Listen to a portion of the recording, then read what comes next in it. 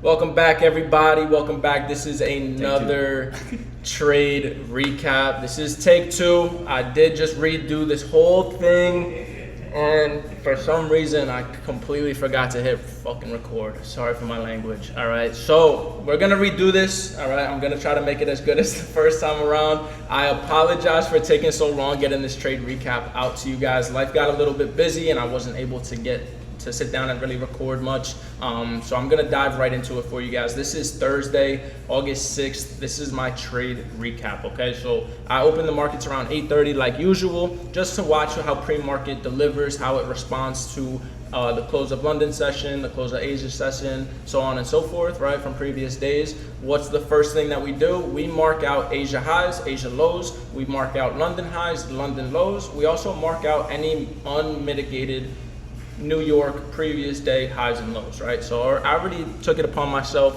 to mark all that stuff out for you guys. And what else do I notice from yesterday's New York session, right? So this was New York price action yesterday on Wednesday, right? Previous day. This is a nice 15-minute imbalance or fair value gap. So I went ahead and marked that out as well, all right? So right now, what am I seeing? I'm seeing a bunch of stacked lows and a 15-minute bullish fair value gap to protect those stacked lows. What else do I see? I see London high and Asia high, both unmitigated, right? So those are just resting, waiting to get taken and swept out in order for price to continue in either direction, right? So I'm gonna dive right into it, all right? This is the 15-minute gap. We are just waiting to see what happens prior to 9:30 open, all right? So right before we get as soon as 9 o'clock opens, we already get a London and Asia low sweep. So what do? I take those off my chart. I don't care about them anymore. They are irrelevant to us and what we are looking to target for the remaining of the day. What does that leave us? That leaves us New York PM low as well as New York AM low, all right? So obviously in New York session, you get two separate sessions. You get the morning session as well as the PM session after lunch, all right? AM session will run anywhere from 9:30 to 12 on the dot noontime. PM session will open back up at 1 and go until about 4 or 5, all right, when market ends up closing around 5 p.m. on Eastern Standard Time, all right? So 9 o'clock, we get a London and Asia low sweep, and then we actually reject. So that leaves us New York PM low, a nice big old 15-minute imbalance in price. So right now, that's really what I'm looking for, but I first want to see a manipulation leg swing higher, taking out a few of these internal highs that we created during pre-market. All right, so what do? I mark those out and I just wait, right? Now that market's open, I'm going to drop down into the 5-minute and I just wanna see what price is really doing. How is it delivering? What's it reacting to? What's it responding to, right? Where are the levels of interest? Where are we getting rejections? Where are we getting momentum? So on and so forth, right? So we're just letting price do its thing. What do we notice? During pre-market, we get a nice swing low, very quick, very drastic move low. And then what happens right before market opens and into market open, we swing right back up, sweeping out these internal highs that were just created during pre-market, right? A little bit easier for you to see. But what does this indicate to me? This indicates a loss of momentum in price action, right? So once we see a nice swing low, swing high right after, you could tell price is pretty volatile today, right? But what happens once we sweep out these two internal highs from pre-market? We actually start slowing down in price. So if price wanted to continue higher, we wouldn't be seeing all these top wicks, right? So what does that indicate to me? We're looking for a new reversal pattern, right? So what does that leave us? That leaves us this nice 5-minute inverse gap that's actually getting respected after these highs, right? This 5-minute inversion is actually protected by these internal highs. So right now, all I'm really looking for is a nice clear sign that price wants to inverse again and continue lower, okay? So what do? I drop down to the 1-minute chart and I'm just staying very patient in this market. I'm staying very patient, waiting for my setup to deliver, okay? Right now, it's about 10:22, right? Am I looking for anything during this price action? Okay, you could have, right? I was bouncing around this morning, so I didn't really have any time to fully digest this market. So I was bouncing back and forth, looking on my phone, taking my eyes off the screen, so on and so forth. But still, even now, I'm really not interested in anything, right? Price is very slow. Price is just moving sideways. So what I want to see now, I want to see another leg higher, manipulating these highs, and then a continuation lower, right? And that's exactly what we get once we let price develop, okay? So that's where we get our swing high again, our manipulation leg, getting a bunch of retail traders to actually hop in on the opposite way, just so they can get stopped out, liquidized, and so institutions can run price in the direction that they want, okay? So we're just gonna continue letting price open up. We're gonna continue letting it do its thing, all right? We do, so I actually go back to the 5-minute gap because we did leave this 5-minute gap here, right, on the 5-minute chart. So what did I do? I just marked that out, and I just wanted to see how price reacted to it, right? So now, as you see, we get a nice inversion. What does an inversion mean?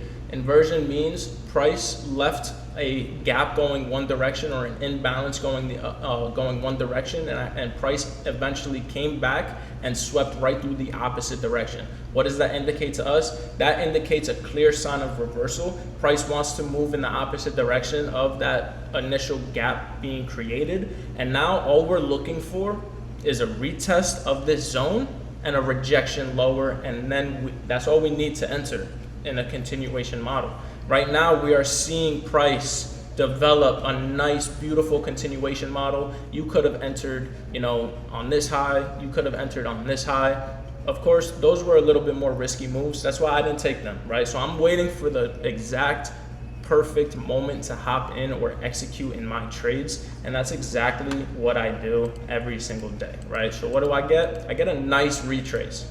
That's exactly what I want to see. I want to see a retrace and a rejection, right? So I actually enter right here at 1140 once we get a nice retest and rejection. That's all I needed to see, right? Now, all we do is we execute in a short position and we just wait for price to deliver. We have our stops resting above this internal high, so we're nice and protected. And we have our take profit or our target price at this New York PM low, right? Which is protected, like I said, with this 15-minute bullish fair value gap, right? So we're not expecting price to just rip right through a 15-minute gap, because like I always say, higher time frame gaps will always outweigh lower time frame gaps, right? So we want to see high time frame gaps get respected while low time frame gaps get disrespected in order to finalize our confluence, our confirmation, to then enter in a position, right? So now that I'm in this position, I'm actually going to go ahead and mark out all these internal lows, right? So I can manage my position properly, risk my position properly, and see where I should take initial partials and go break even, right? So we do have this internal high right before my entry. Right there, I want to see price just sweep right through it. I don't want to see price play around in this zone. I don't want to see price tap and then continue and then push higher. I want to see this internal low get swept and abused, okay? I want to see speed go right through this internal low and target where I marked out my break-even point. All right, so my break-even point is also going to be my take profit 1 point. All right, so once I'm able to mitigate all my risk, take all my risk off the table, I actually go ahead and close one of my 3 positions that I had open, and I let the rest run, right? So 1140 we enter, no more than I want to say 15 minutes. 14 minutes, it's 11:54, we're already at break even. We're able to take our risk off the table, go break even, trim one of our contracts that we have open, and let the rest run to full take profit. Now, I'm up on the day, so I'm already profitable. B, I took all my risk off the table. So why do I have to necessarily force anything to happen from this point forward? All I want to do is let price do what it does, so I can go and analyze it afterwards, study it, see if it worked the way I wanted to, or if it eventually went back and took the rest of my positions at break even. Whatever the case may be, you always want to digest your executions after they play out, right? So we do see a sweep of this external low here, or this high resistance liquidity, right? So you could have targeted just this low. I wanted the stacked PM low from previous day New York session, right? Because of how close they were, if one's gonna get taken out, more chances than not, they're all gonna get taken out, right? That's just how gold moves. When you see a bunch of stacked lows, more times than not, gold will want to sweep out all of them prior to reversing, rather than just sweeping out one. So what do? We actually get these 2 1-minute bearish fair value gaps. So what do? I mark those out. Those are my new levels of defense when continuing my position or keeping my positions open, right? So what I want to see, I want to see these 1-minute bearish fair value gaps get respected and actually push price lower to my full take profit margin. And that's exactly what we get, all right? We do end up inversing the first one, but it's okay. When you have 2 stacked fair value gaps, you never really want to solely focus on the closest one. You want to focus on both of them. First and foremost, how price reacts to that first one, and then how it reacts to that second one, right? So as we see, we don't get a clear sweep right through the opposite way. Price actually slows down a little bit, right? So we could already indicate or assume that price just wants to balance these small imbalances out prior to continuing in the direction that they want to go, which would be New York PM low, as well as this unmitigated 15-minute bullish fair value gap that was created a few days ago, right? So right now, it's only at 12:10. We've been in this trade no more than 30 minutes, right? And that's what we like to see. We don't like to see, trades taking all day to play out. Again, we're only looking for base hits. We don't need a home run. We don't need $1,000 plus moves every single day for you newbies, right? When I was new, that's all I wanted to make. I wanted to make $1,000 a day, and that was gonna be my only testimony of that this works. But when you simplify it, you dumb it down, and you realize, listen, how long does it necessarily take you to make $200 to $500 at your 9 to 5, right? For some people, $200, that's a full day's work, 8 to 10 hours a day, right? How much effort do you have to put into those 8 to 10 hour shifts in order to receive that $200, right? So if you see $200 or $500 pop up on your screen and all you did was press a button, why wouldn't you take it, right? Don't let greed get the best of you and end up making your profits turn to losses because you couldn't just exit your positions and take the profit home with you when you saw the profit show up, right? I was in this trade no more than 30 minutes, right? 35 minutes, and we're done for the day. It's 12:16. I get to go have lunch, get to go meet up with some business partners, some of my friends. I get to go to the gym and just live my life and not have to worry about clocking in. I don't have to worry about being miserable at a job that I absolutely hate. This is what this gives you, right? This gives you the freedom to learn on your own time, to execute on your own time, to make money essentially on your own time, as long as you follow a strict set of rules, follow a nice, good, proved strategy, and that's all you need. Just discipline, consistency, and execution. That's all we did, right? Yes, could I have entered on any one of these highs leading forward? Sure. But again, we didn't have any confluence that price wanted to come all the way down and rinse all these internal lows leading up to this 15-minute gap. So we wait, we sit on our hands, we wait for execution to develop, and we execute on delivery like we always do, right? Every day is going to be the same exact setup. Every day is going to be the same exact execution, right? You just have to stay patient and wait for price to deliver the way you want it to in order to match your strategy. That's it, right? So again, we waited for a sweep or a manipulation higher. We wait for a inversion of a low time frame imbalance, which we get right here. We wait for a retest and rejection, and we enter. It is that simple, right?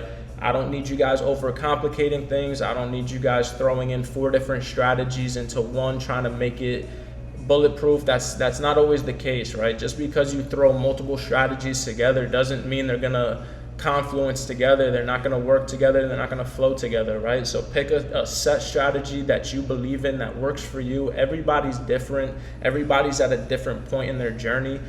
Do what works for you guys, all right? Everybody has a different mindset. Everybody has a different work ethic, all right? So I'm not telling you guys wake up at 8 o'clock in the morning, get on the markets at 8:30, and watch it till noontime. I'm not saying that. But if you want it to work, you got to put the work in, right? I spent 5 years of my life just studying, learning before I figured to earn anything. And there were point in times when I wanted to quit, but guess what?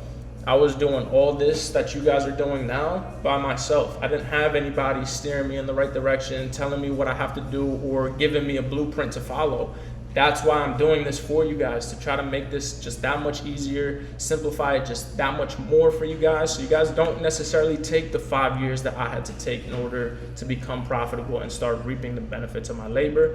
All right, I love you guys all. If you guys have any questions, concerns, feel free to DM me on Instagram, leave them in the comment box. I will make sure to get back to every single one of you guys. I love you all. Thank you all for the support.